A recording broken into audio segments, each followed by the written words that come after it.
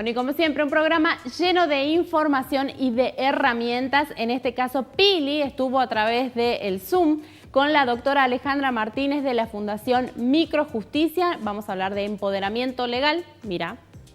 Y estamos ahora con Alejandra Martínez, presidenta de la Fundación Microjusticia desde Buenos Aires. Un placer saludarte y tenerte acá, Alejandra. Muchas gracias.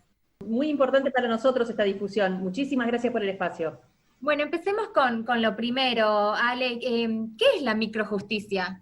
Microjusticia es una organización que surge inclusive muy lejos de acá, surge en Europa. Nuestro concepto es trabajar en los derechos de cada una de las personas de forma individual, sobre todo en los derechos civiles de cada uno, y lo que nos gusta hacer es pensar que trabajamos, o sea, nos gusta trabajar en empoderamiento legal de forma territorial. Eso implica un acceso a derechos en cada uno de los barrios para que cada uno de los vecinos pueda acceder a consultas, a una consultoría jurídica, y nos especializamos básicamente en dos cuestiones, una en empoderamiento de derechos de la mujer y la otra en cuestiones de identidad. El empoderamiento legal tiene que ver con conocer la ley para poder usarla.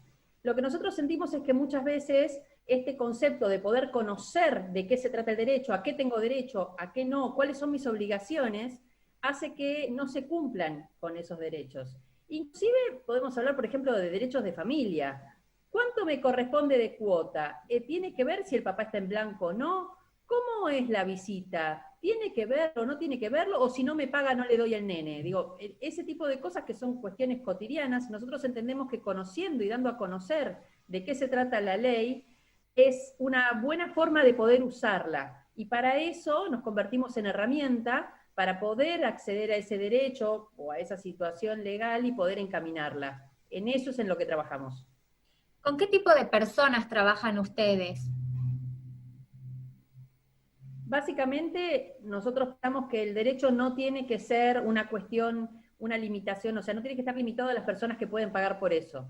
Entonces enfocamos nuestro trabajo a personas que no pueden acceder a su derecho por una cuestión básicamente económica, como también una cuestión de conocimiento. Muchas veces la persona por ahí puede acceder porque tiene un ínfimo ingreso y puede acceder a un derecho, pero no tiene a dónde consultar porque no sabe que tiene derecho a eso.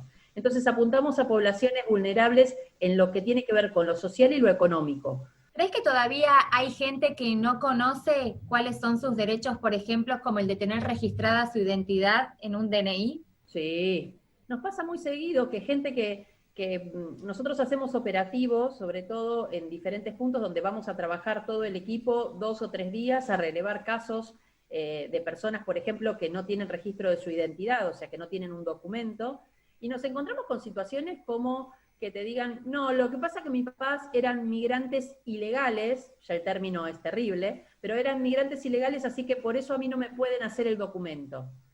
Primero, migrar es un humano, con lo cual no hay migrantes ilegales, hay migrantes irregulares que no tienen su documental, claro. Pero migrar es un derecho.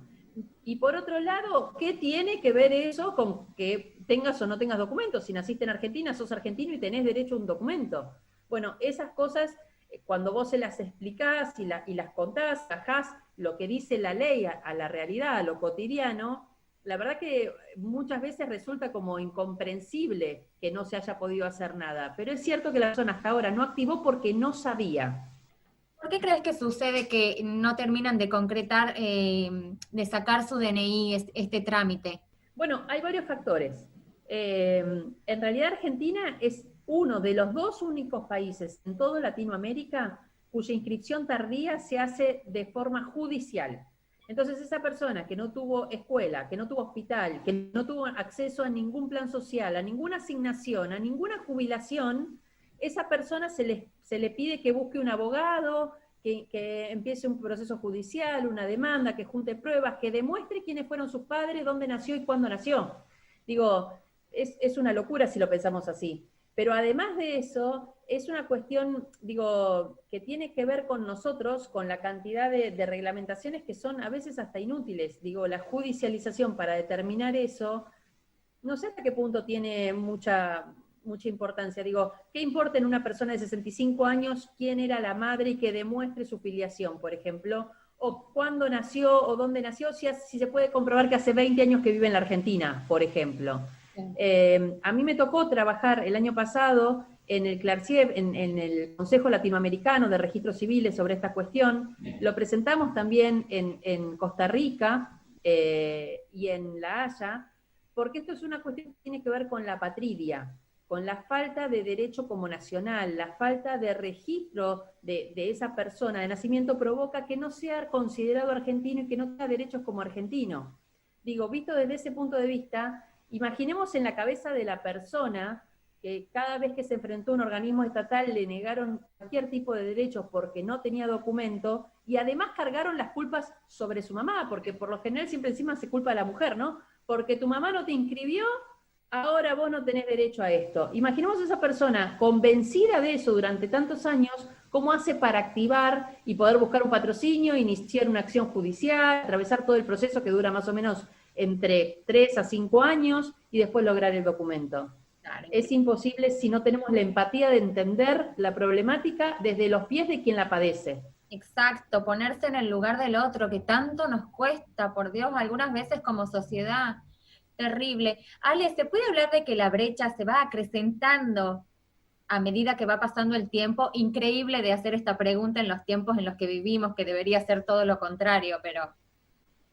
En realidad, no te lo puedo decir porque no hay forma de contabilizarlo. Lo que sí creemos y lo que sí notamos es que cuando los padres están indocumentados no documentan a sus hijos. Cuando los padres son migrantes de forma irregular y no pudieron gestionar el documento argentino, por X razón, porque entraron por paso irregular, porque entraron cuando estaba cerrado, porque pasaron por el otro lado, digo, esos padres tampoco registran a sus hijos y además los organismos complican el registro. Nos ha tocado pelearnos con hospitales que, por ejemplo, si eran migrantes extra Mercosur, les exigían un pasaporte legal vigente para inscribir los chicos, cuando no debería suceder. El chico tiene derecho a su documental más allá de la situación de sus padres. Bueno, y gracias a Dios cuentan con ustedes que les brindan este acceso a la justicia, ¿no? Así que, bueno, muchas gracias, Ale. ¿Las buscamos en Instagram y en las redes? Sí, @microjusticia. Bueno, un placer, Alejandra, muy noble el trabajo que haces como abogada. Gracias por este espacio. Muchísimas gracias, Pilar, por el espacio.